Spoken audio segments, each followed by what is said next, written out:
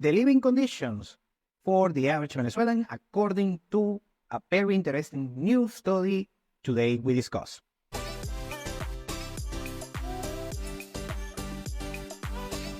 Welcome to Venezuela Insider, the only place in Venezuela for expats, digital nomads, entrepreneurs, investors, travelers, and related internationals.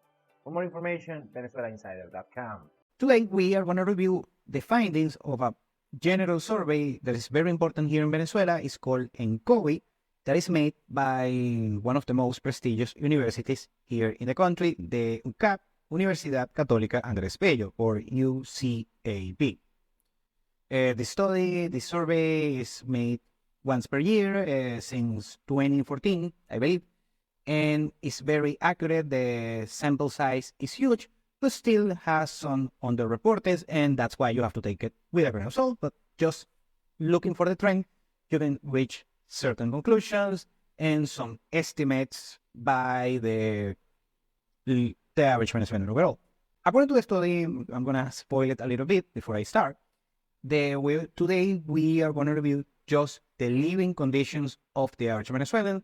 Going to make a couple pieces of content afterwards talking about the economic findings of this particular study, and also one video just talking about inequality, something that I discuss constantly on this particular platform.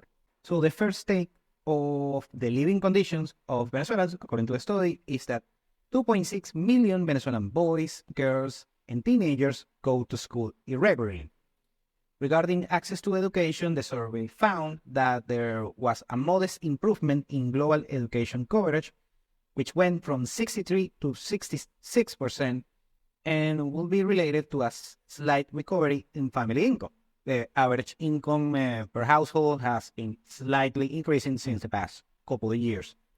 However, irregular school attendance is affected 40% of the population between the ages of 3 years to 70 years old. In school, around 2.6 million boys, girls, and adolescents in our country. They determined that frequently absences are influenced by strikes, 30%, not attendance of teaching staff, that is a very dreadful situation, on the public sector, public education sector, 80%, 18%, illness, of course, of the young person, 19% lack of food at home, a sad fact, amongst the poorest Venezuelans, 8%, and failures of electricity, 7%, water, 5%, and transportation, 2%. Now, the last thing happens because the Venezuelan government has been decreasing their public spending, that for one particular hand is a good news. However, is affecting the funding for the public education. Remember, in Venezuela, we have a bunch of private education institutions. However, on the public sector is getting the short end of the stick. Second finding is teenagers prefer to work than study. Among the causes of out of schooling among adolescents and young people, ENCOVI revealed that in 2023, just past year, 31% of men between 12 and 17 years old report having left school due to having to work. By 2017, this percentage reached only 14%. So went from 14% in 2017, when the crisis got worse, to right now 31%. So almost double, or basically a third of Venezuelan young male adolescents, they decide not to go to school in order to go to work, sadly. They highlighted that the main reason for adolescents to leave the educational system is not economic, but rather that they are not motivated by the school environment, so they have lackluster education services. The main population says that they did not have support to improve their performance, 32%, and the female population maintains that they do not find what they learn useful, something, this is worldwide, by the way, 25%. Furthermore, another factor that continues to appear in the unschooling of women between 20 and 24 years old is motherhood and childcare. And this is a fact that women, when they give birth, their main priority is their younglings and not their either education or career or profession. Number 3 is that 45% of poor people who get sick do not go to the doctor. In relation to the access to the healthcare, they explain that 15% of those surveyed reported a health problem or accident a month prior to the interview. Of these, 40% did not go for a consultation before, and they either self-medicated, 24%, they did not have the money to pay, 10%, or did not consider it necessary, 3%. Self-medication increased by 3%, while the lack of money to pay for medical consultation, increased by 2% compared to the last study on 2022. The situation of poverty is a key factor. 45% of poor people who get sick do not go to medical appointments, compared to 34% of non-poor people, according to the study. Those who consulted went to medical personnel, 94%, and only 5% went to a pharmacist. Men tend to go to consultations less than women, and the poor population tends to attend much less their health problems, and those who do usually go to the clinic closest to their home or secondarily the public hospitals. Something to explain quickly about healthcare in Venezuela in order to get the picture. We have public healthcare and private healthcare. Of course, the private healthcare is way better than the public.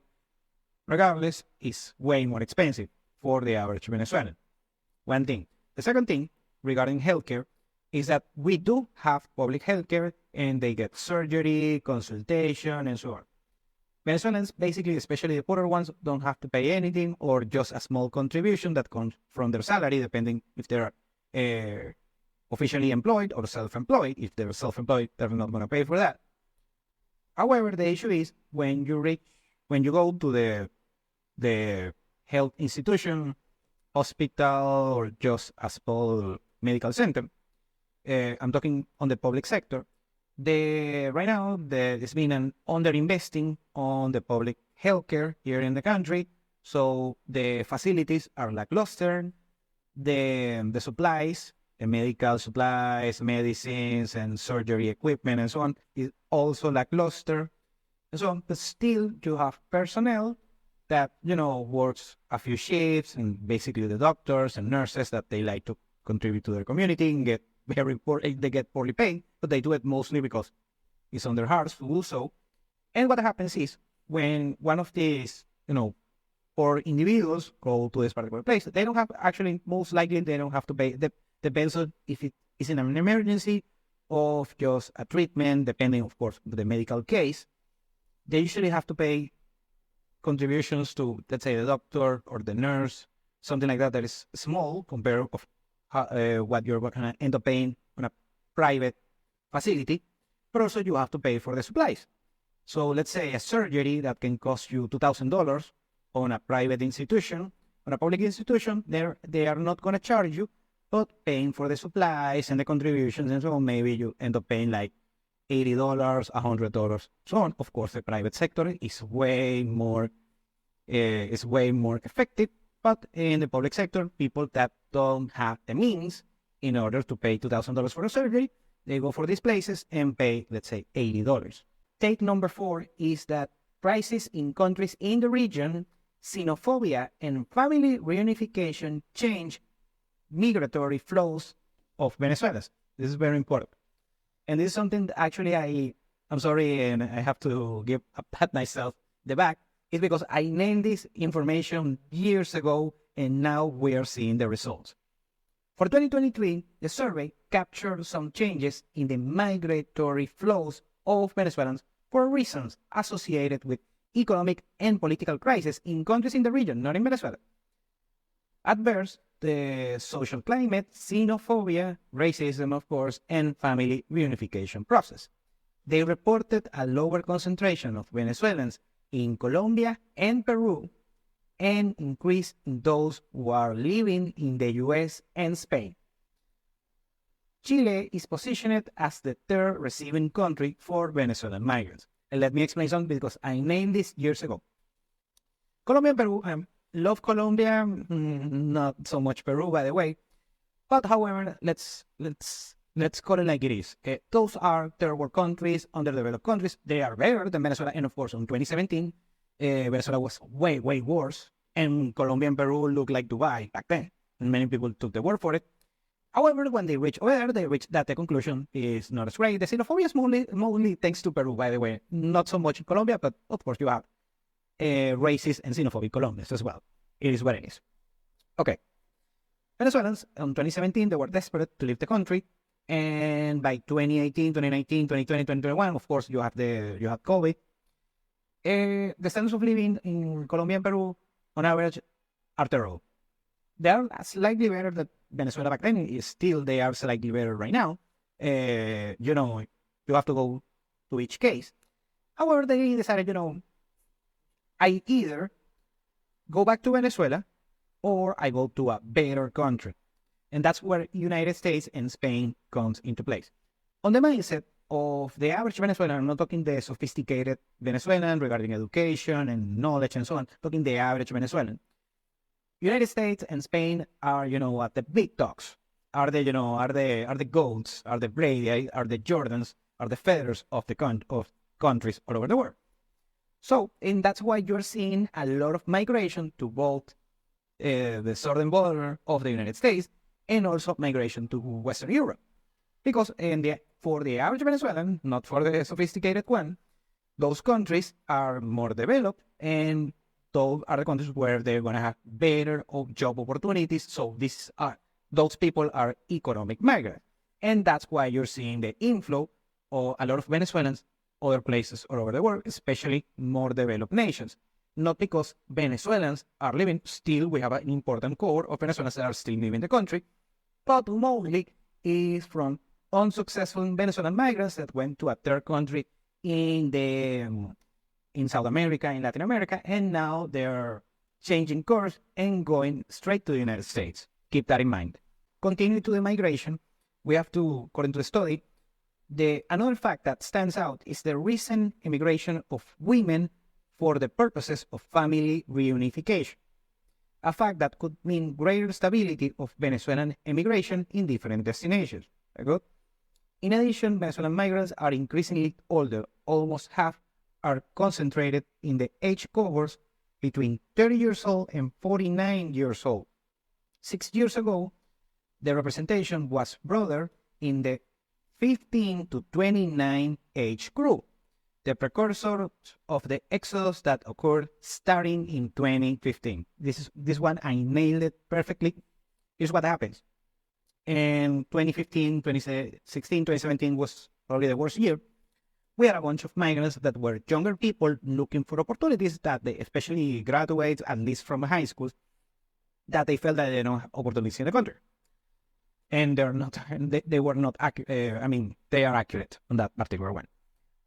However, of course, they found out that the rest of the world is not as great. It's not way better than Venezuela, of course. And right now, the migration is getting older because they are still looking for opportunities. A small cohort finds those opportunities within Venezuela, but still many people don't have, and I say this many, many times, don't have opportunities for the average from scratch. This is something that I mentioned and beat this dead horse a bunch of times. The main issue about Venezuela is opportunities for economic development for the average Venezuelan from scratch. People that have nothing, just their labor, is going to be way harder for them. Number 5, the fifth take of the study, just on this review, Venezuelans live in risky conditions. According to the 2023 results, the population has become more vulnerable to physical natural threats to their homes. They report that 70% of the population is at a medium to very high level of vulnerability compared to the 63% estimated on 2015. Just over 1 in 10 homes are facing situations on stable landfills, declare high risk, frequent floodings, and that are close to a landslide. Now, something I have to explain, take this with a grain of salt, is that the poorest, let's say 30% of Venezuelans live in slums. and live on very precarious homes and houses and shelters and so on, and poorly built and so on. It's not like the average Venezuelan lives like that. It's just the poorest, let's say, 30% of Venezuela.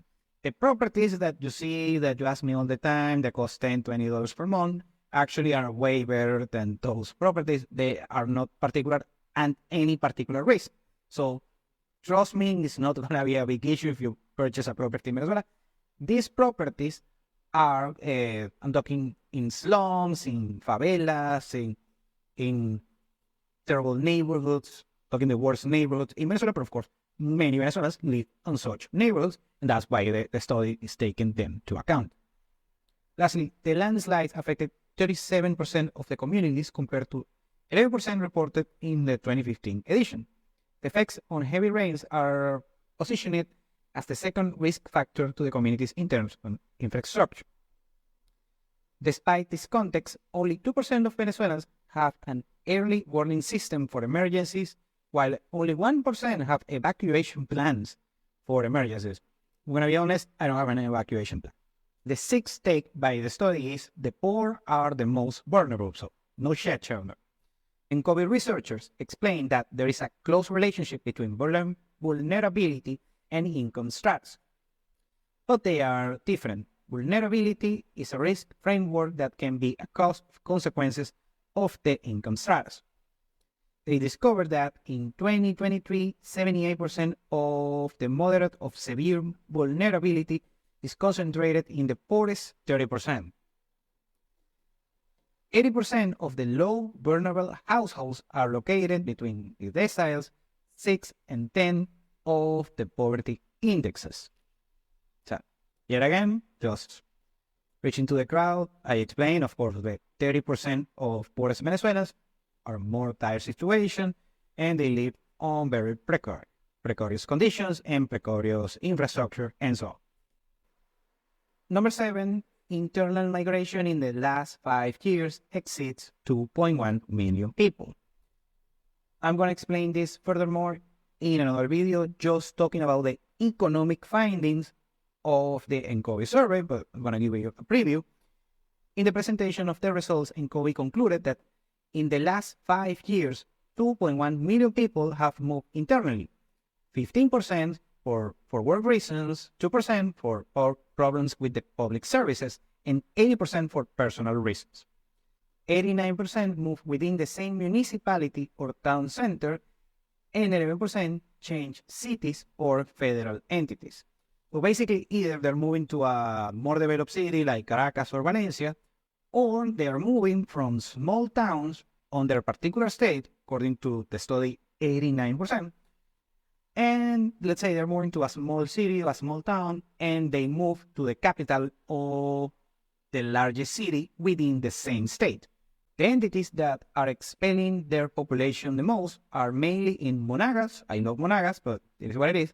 Falcon State, or love Falcon, but a lot of poverty over there. And Guárico. Guárico is on the center of the country. It's, a cow and cowboy state we have in Venezuela, while those who attract the most Venezuelans internally from the internal migration are Miranda, of course. Half of Caracas is within Miranda. Capital District, of course, the other half of Caracas, and Carabobo, that's where Valencia is. So more developed states within Venezuela attract the most internal migration. So if you're American, put it in this context, Miranda, Capital District, and Carabobo will be like Texas and Florida. They attract a bunch of internal population. Meanwhile, Falcon and Guárico are like California and New York that expelling their population for completely different reasons. It's not like they have woke governors on those particular states. In Venezuela, just in order to get an idea. And the 8th and last state on the review of this particular study, a third of the country lives in moderate and severe food insecurity. According to the 2023 results, there are still territorial pockets and stratas with moderate and severe food insecurity, which reach approximately up to 1/3 of the country. A dire situation indeed. 89% of households suffer from food insecurity. Now, something I understand is a third or 89. Half of the households do not receive sufficient income in order to cover the food basket, typical household food basket, categorizing them in extreme poverty. Well, here's the issue. One of the things that is expensive for the average Venezuelans, and actually for international as well, is food. The supply chains in Venezuela have suffered a lot, and basically we're building new supply chains from scratch.